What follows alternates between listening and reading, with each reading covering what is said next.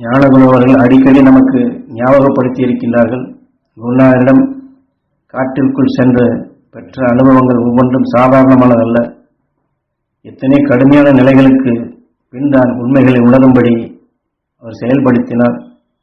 ஆனால் அது சந்தர்ப்பத்திலே கடினமான நிலைகளை கடுமையான நிலைகளுக்கு ஆளாக்கினாலும் அதிலிருந்து விடுபடுவதற்குண்டான சக்தியையும் ஒரு வாடிய செடிக்கு மரத்திற்கு உரம் கொடுத்து அதை செழித்து வளரச் செய்வது போன்று மாமகரிஷி ஈஸ்வராயர் எமக்கு மிக மிக சக்தி வாய்ந்த ஆற்றல்களையும் கொடுத்தார் என்று சொல்லி இருக்கின்றார்.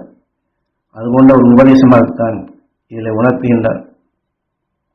அதனால் ஈஸ்வரப்பட்ட இங்கே சொல்லும் பொழுது காட்டிலே இடைஞ்சல்கள் வரும் பொழுது ஞானிகளின் அருள் சக்திகளை நீ சேர்த்து கொண்டால் அந்த கெடுதல் நீங்கும். அதை நான் சொல்லும் முறைப்படி நீ எடுத்தால் அந்த தீமை நீங்கும். காரணம் அந்த வரும் தீமையிலிருந்து விடுபடக்கூடிய சக்தியை நான் உனக்குள் பதிய வைக்க வேண்டும் அல்லவா, அதற்குத்தான் உன்னை இந்த காட்டிற்குள் இது போன்று செயல்படுத்துகிறேன் என்று ஈஸ்வரப்பட்டு சொல்லுகின்றார். அது ஞானகுரு சொல்லும் பொழுது குருநாதனை திட்டுவார், உதைப்பார், எத்தனை வேலைகளை செய்வார்.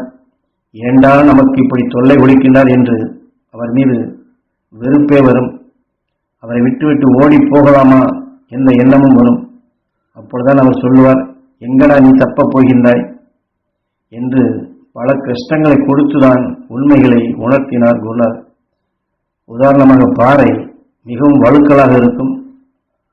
கவனம் இல்லை என்றால் கீழே விழுந்து விடுவோம், பல்லெல்லாம் போய்விடும். அந்த இடத்தில் ஒரு பொருளை காட்டி அதை போய் நீ எடுக்க வேண்டும் என்று சொல்வார். காட்டிலையும் மலையிலையும் பிடித்தான் அனுபவங்களை கொடுத்தார். சில சமயங்கள் இமயமலைகளுக்கு அழைத்துச் செல்லுகின்றார். அங்கே பனி உறைந்திருக்கின்றது, நடுக்கமும் வருகின்றது. ஆனால் கோவண துணியை கட்டி கொண்டுதான் நீ அங்கே போக வேண்டும் என்று சொல்லுகின்றார்.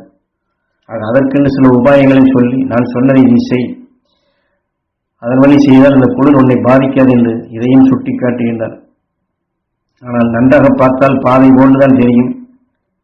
மரத்தின் மீது பனி கட்டியாக உறைந்திருக்கும். ஏமாந்து கையையோ காலையோ வைத்தவென்றால் டபக்கென்று படு பாதாளத்திற்கு போய்விடுவோம். அதுபோன்ற இடங்களையெல்லாம் காட்டி போடா என்பார். அதையும் காட்டுவார், எல்லாவற்றையும் செய்யவும் சொல்வார். ஏனென்றால் அந்த இடத்திலே உன்னை காப்பாற்றுவதற்கு உனக்கு அந்த வலு வேண்டும் அல்லவா, அந்த வலுவை எப்படி நீ எடுக்க வேண்டும். காரணம், நான் சொன்னபடி நீ நினைக்கவில்லை என்றால் நீ கீழே போய்விடுவாய்.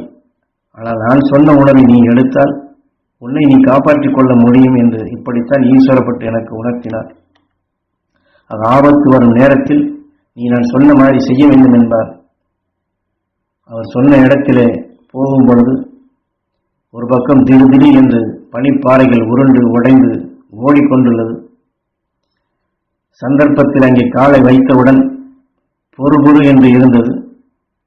டபக்கென்று என் ஒரு கால் இறங்கிவிட்டது. ஒரு கால் உள்ளே இறங்கிய பின் எனக்கு என்ன எண்ணம் வருகின்றது, ஐயையோ செத்து போய் விடுவோமே இப்பொழுது என்ற எண்ணம் தான் வருகின்றது. அப்பொழுதுதான் குருநாதர் சத்தம் போடுகின்றார், நான் என்னடா சொன்னேன், நீ என்னடா பண்ணுகின்றாய் என்று கேட்கின்றார். காரணம், அந்த இடத்தில் அந்த உணர்வு குருநாதர் கொடுத்த அந்த சக்தியை பயன்படுத்த முடியவில்லை. என்றால் மனிதர்கள் நாம் இந்த பூமியின் ஈர்ப்பிலே தான் வாழ்கின்றோம். பூமியினை ஈர்ப்பில் இருக்கப்படும் பொழுது நமக்கு இந்த பற்று பயமான உணர்வு தான் உடனடியாக தோன்றுகிறது. குருநாதர் சொன்ன நல்லதை என்னால் நினைக்க முடியவில்லை. இப்பொழுது நீங்களும் கூட சொல்வீர்கள், தியானத்தில் உட்கார்ந்து ஈஸ்வரா அந்த மகிழ்ச்சியான சக்தி பெற வேண்டும் என்று எண்ணினால் என்னுடைய மனதை என்னால் ஒருநிலைப்படுத்த முடியவில்லை, என்னால் நிலை நிறுத்த முடியவில்லை என்றெல்லாம் கூட சொல்வீர்கள். காரணம், அப்படியெல்லாம் நிறுத்த முடியாது. காரணம், நமக்குள் எத்தனையோ பல அலைகள் ஓடிக்கொண்டே இருக்கும். ஆனால் அந்த ஓடிக்கொண்டிருப்பதை சீர்படுத்துவதற்குத்தான் குருநாதர் காட்டிய வழிகளை, அனுபவபூர்வமாக பெற்ற பேருண்மைகளை உங்களுக்கு இங்கே உபதேச வாயிலாக அருள்ஞானியின் உணர்வுகளை ஆழமாக பதிவு செய்கின்றேன். அந்த பதிவு செய்வதை, அந்த உயர்ந்த சக்தி நீங்கள் மகரிஷியின் ஆற்றலை நீங்கள் எடுக்க பழகிக்கொள்ள வேண்டும். என்னால் குருநாதர் என்னை இக்கட்டான சந்தர்ப்பங்களில் சிக்கும்படி செய்து அதிலிருந்து மீட்பதற்கு எத்தனை மிக மிக சக்தி வாய்ந்த ஆற்றலை அந்த இடத்தில் வைத்து எனக்கு கொடுத்தார். எனக்கு அப்படித்தான் கொடுத்தார். ஆகவே நீங்கள் எல்லாம் என்ன செய்ய வேண்டும் என்றால், உங்கள் மனம் எப்பொழுதெல்லாம் கெடுகின்றதோ அந்த நேரத்திலே அதாவது மனம் எப்பொழுது துயரப்படுகின்றதோ, வேதனைப்படுகின்றதோ, துன்பப்படுகின்றதோ, தாங்க முடியவில்லையோ அந்த நேரத்தில் மகரிஷிகளின் அருள்சக்தி நாங்கள் பெற வேண்டும் ஈஸ்வரா என்று அந்த நல்ல உணர்வுகள் எங்களுக்குள் ஓங்கி வளர வேண்டும் ஈஸ்வரா என்று அந்த உணர்வோடு அந்த மகரிஷிகளின் அருள்சக்திகளை உடலுக்குள் செலுத்த நீங்கள் பழகிக்கொள்ள வேண்டும். இதை பயிற்சியாக எடுத்துக்கொள்ள வேண்டும். ஆக புவி ஈர்ப்பின் பிடிப்பிலே நாம் சிக்காது.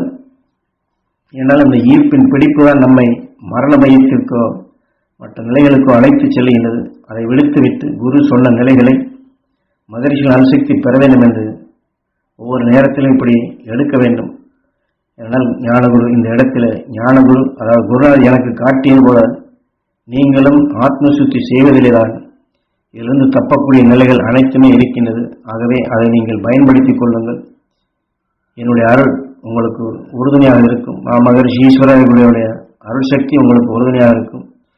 தீமையிலிருந்து நீங்கள் விடுபடுவீர்கள் என்று தன்னுடைய அனுபவத்தை இங்கே நமக்கு வாக்காக ஞான வித்தாக ஞானகுரு பதிவு செய்கின்றார்கள்.